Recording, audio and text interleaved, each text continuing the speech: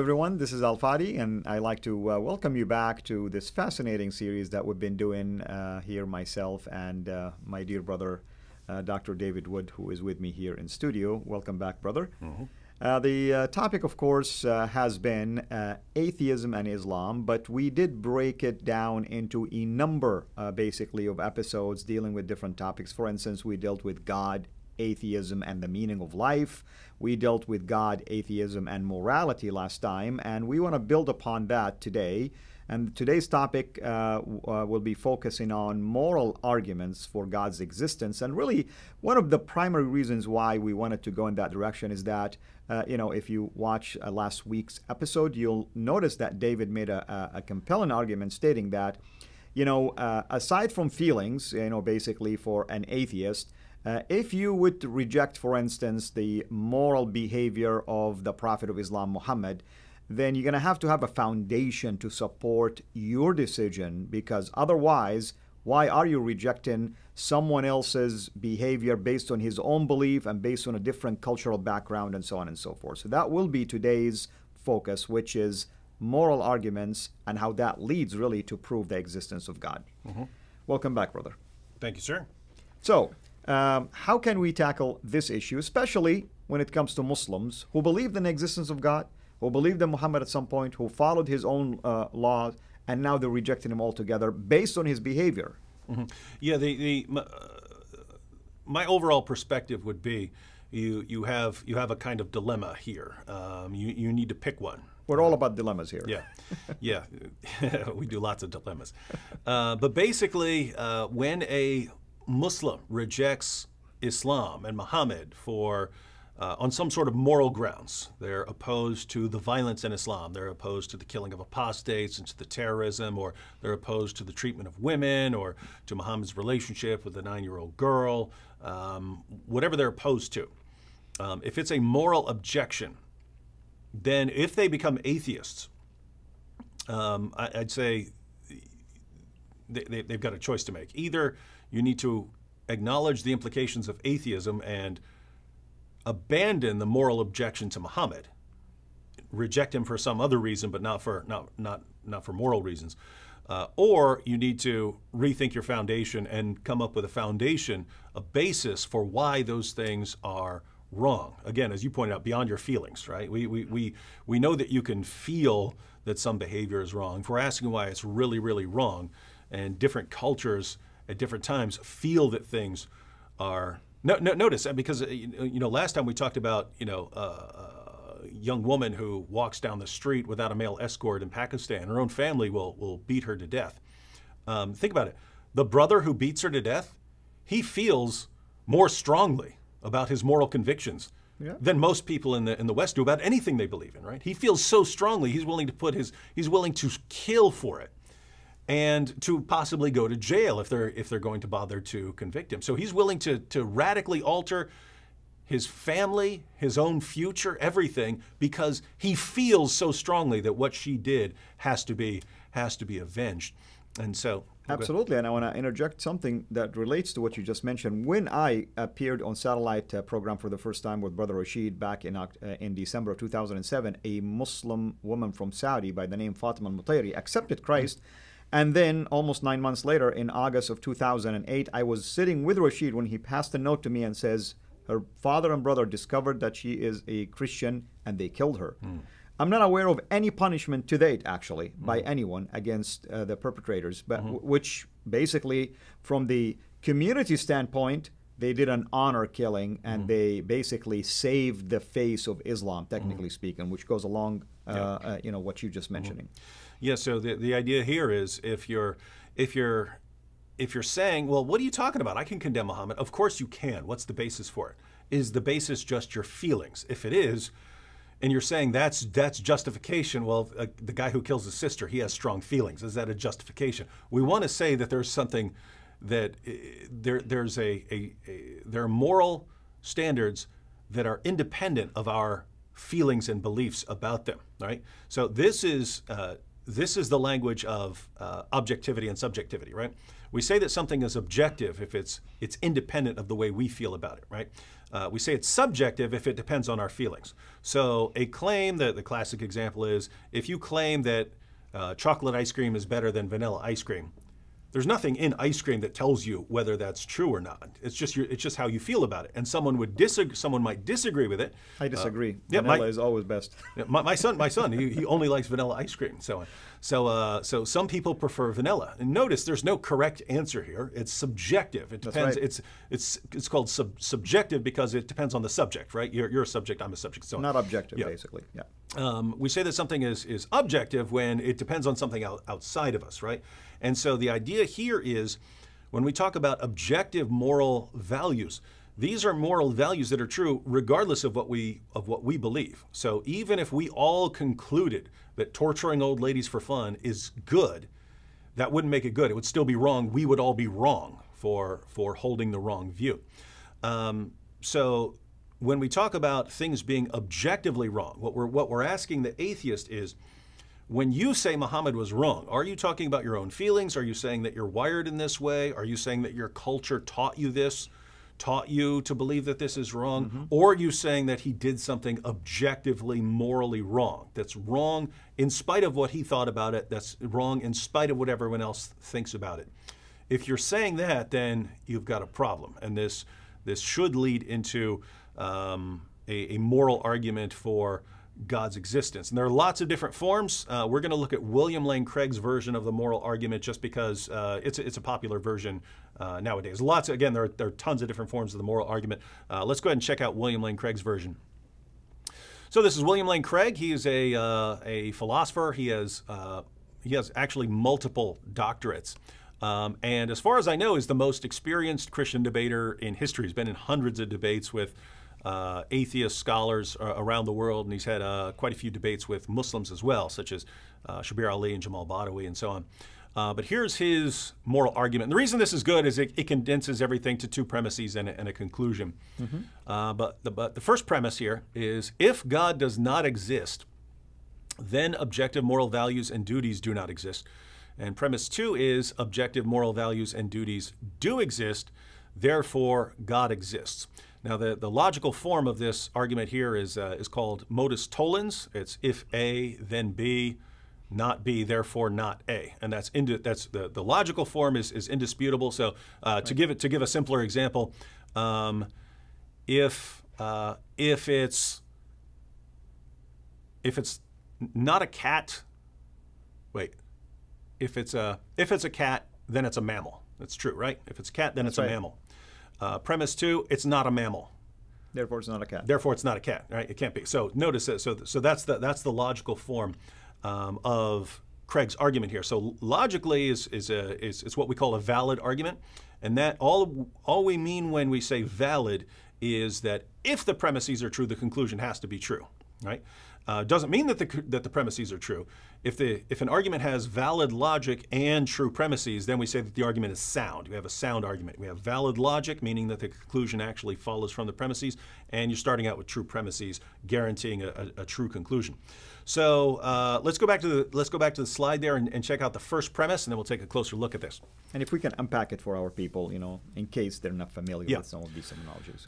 So Craig argues, if God does not exist, then objective moral values and duties do not exist. If God does not exist, so if atheism is true, you could say, then objective moral values and duties do not exist.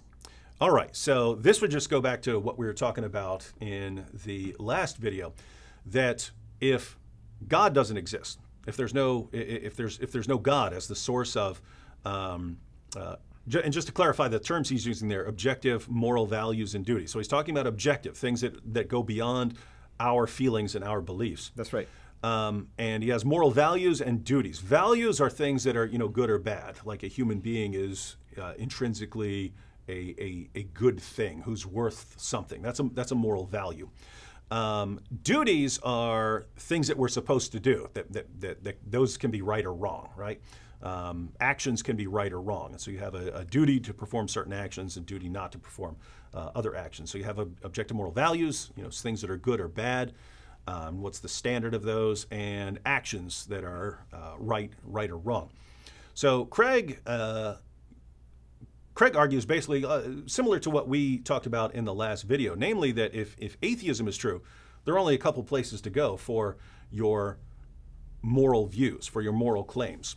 You can appeal to the way you're wired. That doesn't give you anything like an objective moral value or duty. Saying I'm wired to do this, well, this guy's wired to be violent, this guy's wired to, be nice, this guy's wired this way, this guy's wired that way, an animal is wired this way. None of that tells you about objective right and wrong or good and bad. So that doesn't help you get objective moral values and duties. Alternatively, society, appealing to society for your moral standards doesn't help you get to anything objective in terms of morality. Because as you point out, they contradict each other, right? You go to one society, they will kill you for walking down the street without a male escort. You go to another city, they would never do that, would never think about doing that. Very, very different moral standards. And so society doesn't give you anything objective, and that's why, if you say that society determines what's right and wrong, you become a kind of cultural relativist. Society decides what's right and wrong. So there's nothing objective about that. So notice these things are kind of saying the exact opposite. If you're saying that society decides, then you're saying that our feelings and beliefs decide what right and wrong is. When we talk about objective moral values and duties, we're saying, is there right and wrong that's independent of what we think and we believe? And so much so that even if we were all wrong, we would simply be wrong. So all that first premise is saying is that if God doesn't exist, if there's no standard of good, then all we're left with are things that can't possibly be a foundation for objective moral values and duties. We could still believe that things are right and wrong. We could still be wired to believe that things are right and wrong. We could still be influenced by our society to say that certain things are right and wrong. We could still feel like certain things are right and wrong, but they're not objectively right and wrong. It depends on our thoughts and feelings. So that's really all the first premise is saying. Without the standard that goes beyond us, all that's left is us and our feelings, and we all disagree with each other on all kinds of things. Of course. So if there's nothing that goes beyond us, then we're just left with things that can't possibly serve as a basis for objective moral values and duties. So good on that? Absolutely.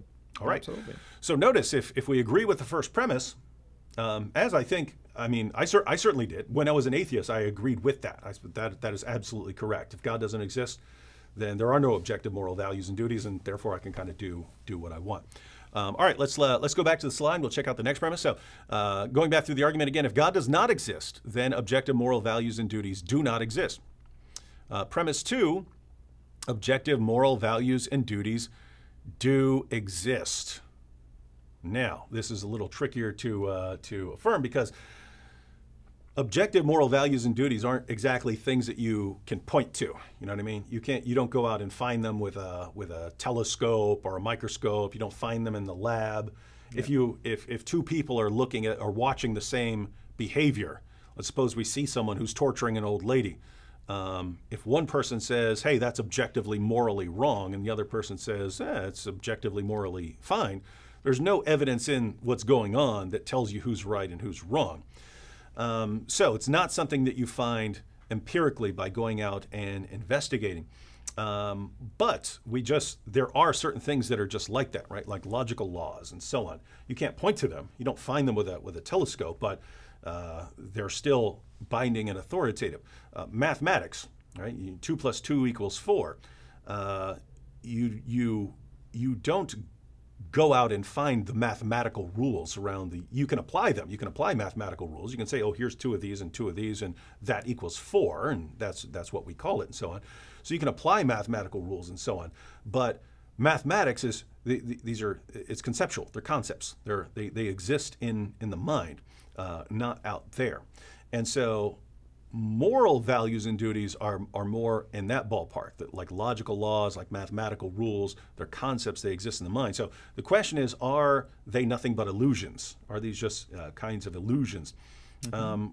Well, the idea here is that people have moral experience, right? They can look at someone being tortured for no reason and say that's morally wrong. And they have a kind of intuition about that that's similar to like a mathematical intuition or recognizing a good argument from a bad argument. They understand that there are things like moral responsibility, where if you've done this, then if you've done this good thing, then you might be worthy of praise. If you have done this bad thing, then you're worthy of blame or perhaps punishment. They understand that there can be moral improvement, that this guy who was horrible and selfish became a better person, and that is actually improvement, right? Notice if you're saying this guy actually morally improved, and what are you basing it on? Yeah, and either it's just your feelings, or he actually morally improved. And so here's the idea. People in general have a kind of moral experience where some things are really right and really wrong. And we would say, what if every person in the world decided that Hitler was right? We would want to say, then every person in the world was wrong, would be wrong, right? We want to say he was wrong regardless. If he's violating human rights, especially to that extent, it's just wrong, and it wouldn't matter. It wouldn't matter if everyone agreed with him, or if he'd won, it wouldn't matter.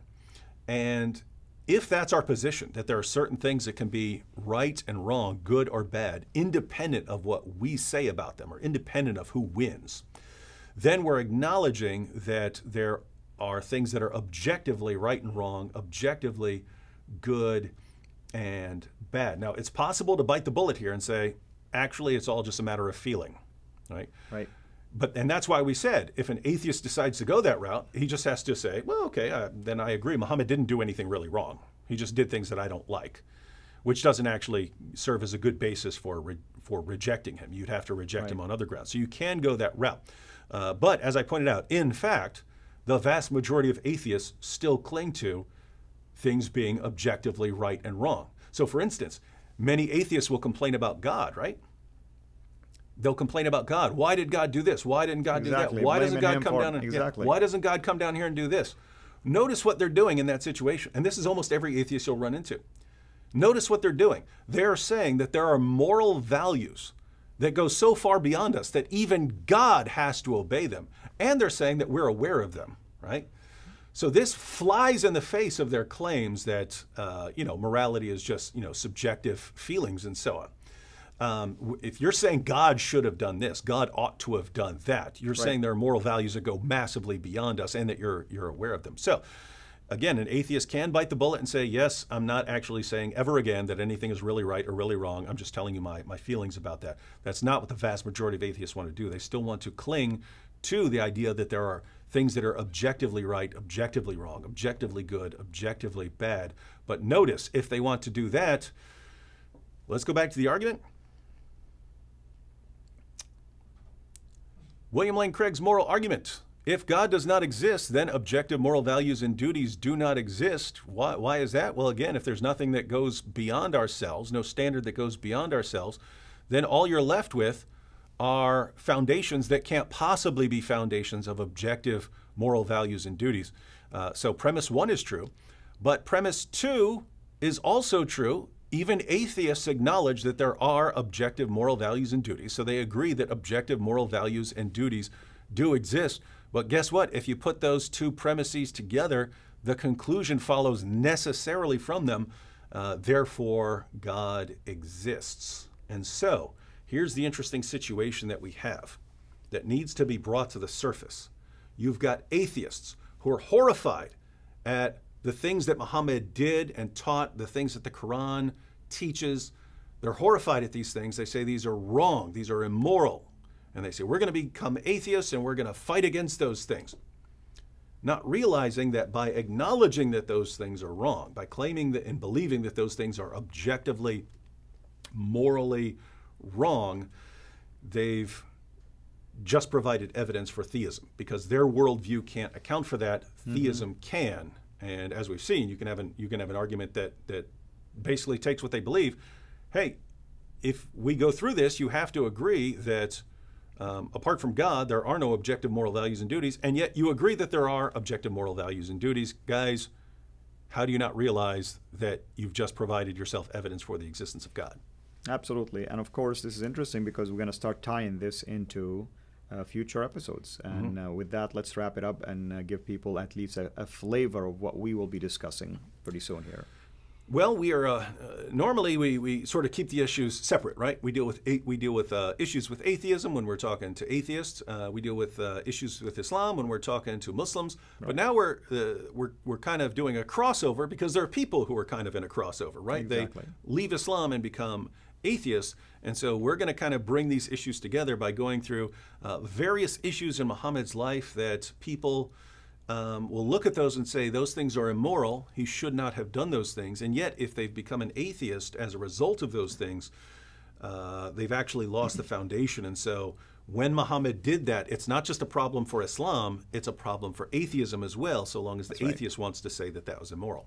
Absolutely, and you can see why it's going to be fascinating and a dilemma at the same time. Not for us, we're trying to help here.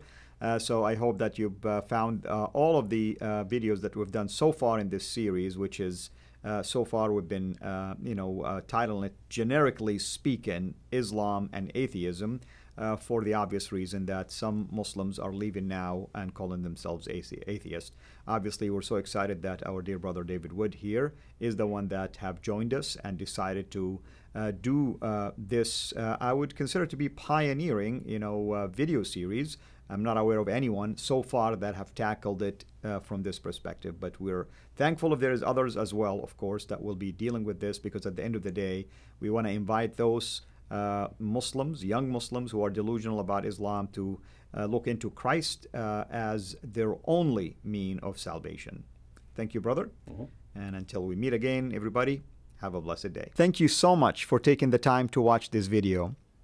We can't make these quality videos without the help of partners like you. So please consider becoming a Patreon supporter today at patreon.com/Sira International.